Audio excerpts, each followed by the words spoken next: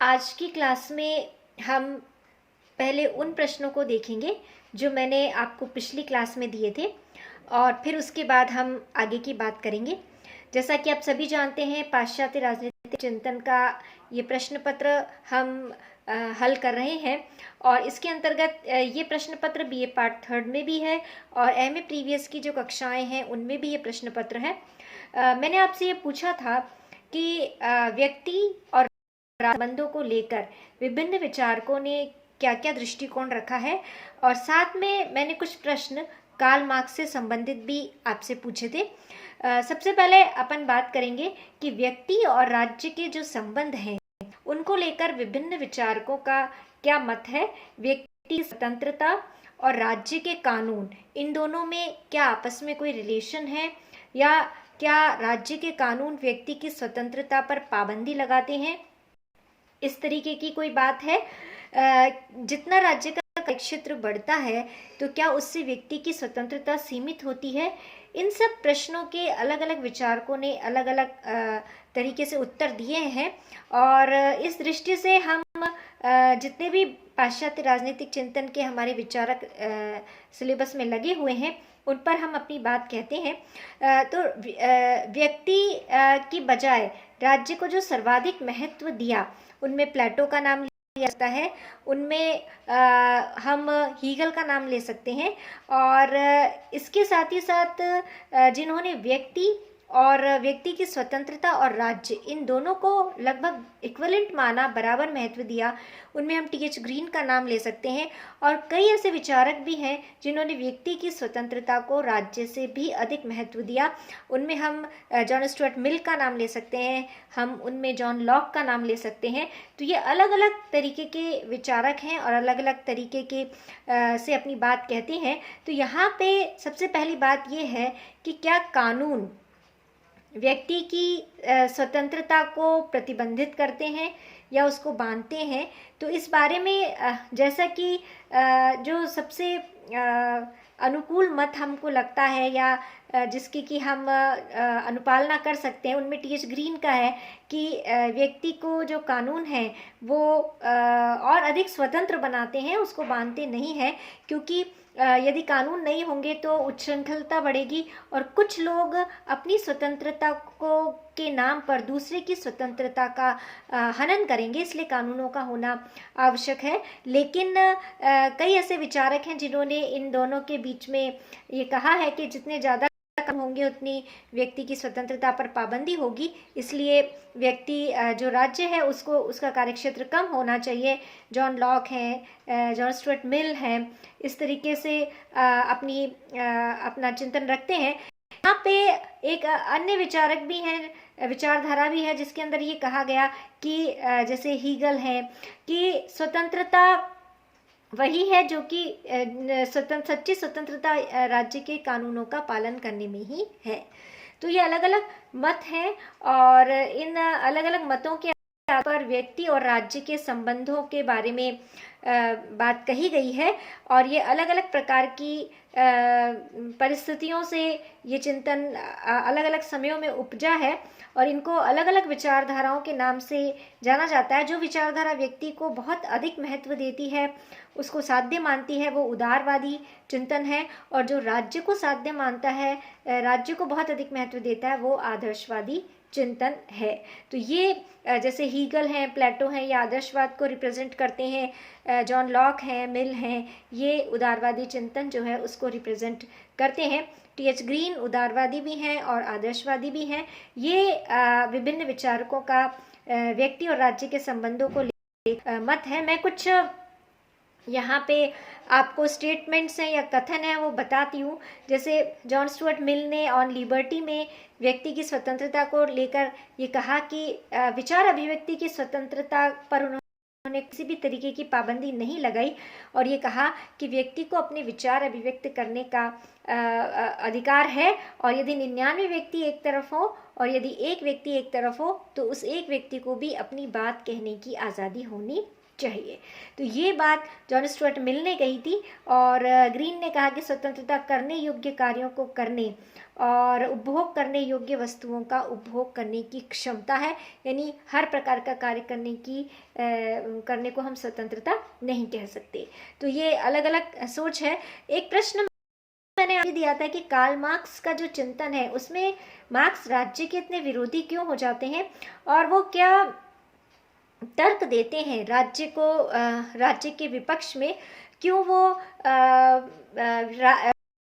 महत्व नहीं देते। हमें यह जान लेना चाहिए कि कार्ल मार्क्स के चिंतन में व्यक्ति को भी बहुत अधिक महत्व नहीं दिया गया है और ना ही राज्य को महत्व दिया गया है। कार्ल मार्क्स के चिंतन में वर्ग विहीन समाज को महत्व दिया गया है, राज्य विहीन और वर्ग विहीन समाज, यानी वहाँ व्यक्ति भी महत्वपूर्ण नहीं है और वहाँ राज्य भी महत्वपूर्ण नहीं है, बल्कि वहाँ पे एक ऐसा समाज महत्वपूर्ण है जो राज्य विहीन हो, जिसमें राज्य भी नहीं हो और जिसमें वर्ग भी नहीं हो, किसी भी प्रकार के जो वर्ग हैं उनका अस्तित्व नहीं हो। ये बात मार्क्स ने कही।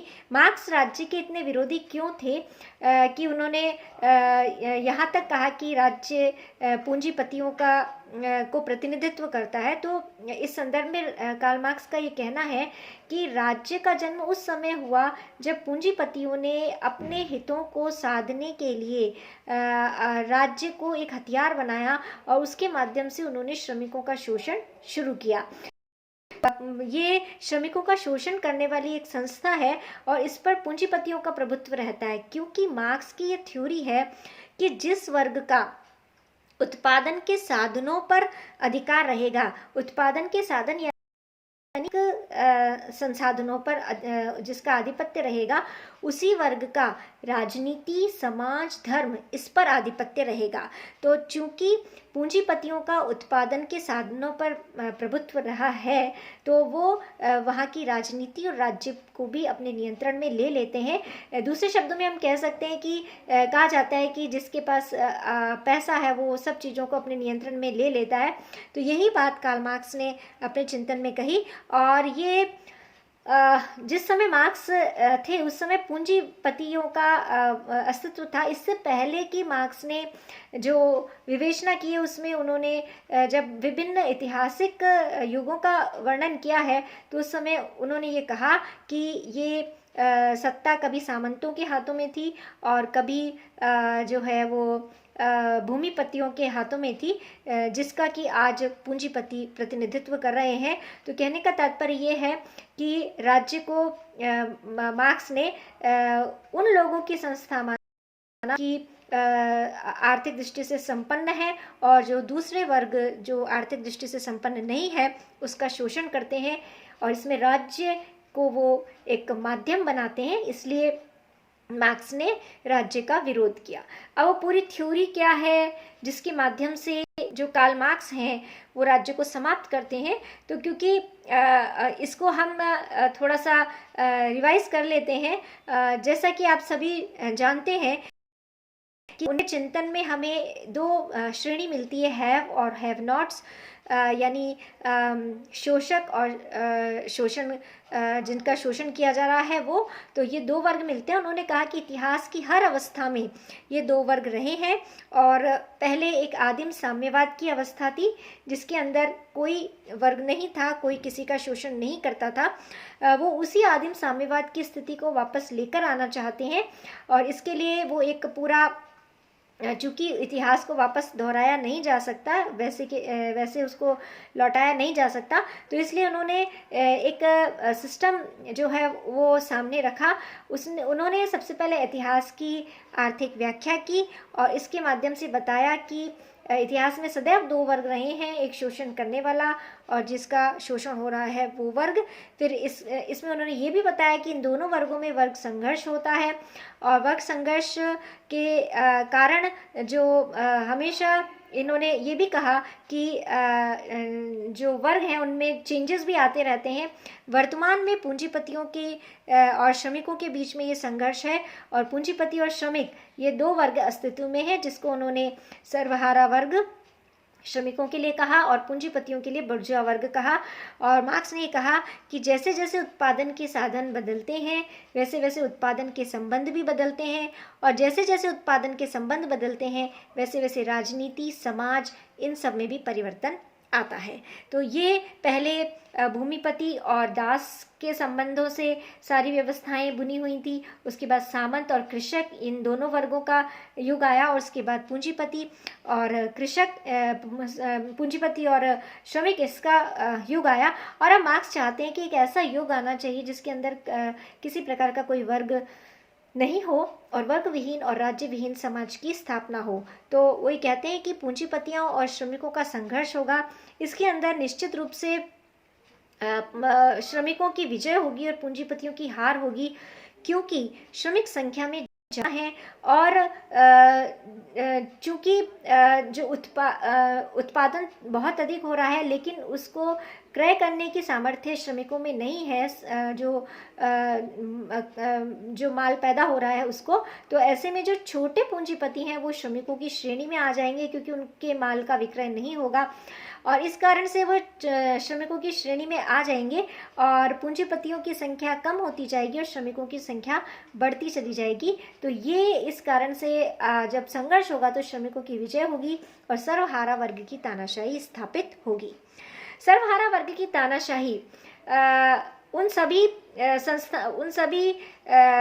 संस्थाओं को, उन सभी चीज़ों को नष्ट करेगी जो कि पूंजीपतियों से रिलेटेड है और राज्य पर उनका वर्चस्व होगा। लेकिन जैसा कि मार्क्स चाहते थे कि राज्य समाप्त होना चाहिए और वर्ग भी समाप्त होना चाहिए, तो उन्होंने लास्ट में ये अपना उद्देश्य रखा था कि जो सर्वहारा वर्ग है वो राज्य लास्ट में जब पूंजीपतियों से संबंधित सभी शोषण की चीज़ों को नष्ट कर देगा तो उसके बाद वो स्वयं भी सत्ता छोड़ देगा और एक ऐसी व्यवस्था स्थापित होगी जो कि राज्य विहीन होगी और वर्ग विहीन होगी। ये मार्क्स का सपना था और इसका मुख्य टारगेट यही था, कारण यही था कि वो एक ऐसे समाज की स्थापना करना चाहते थे जिसमें कोई किसी का शोषण नहीं करे। तो राज्य विहीन और वर्ग विहीन समाज की ये स्थापना अंत में वो करना चाहते हैं, लेकिन इस अंतिम स्टेज तक मार्क्सवाद कभी भी नहीं पहुंच पाया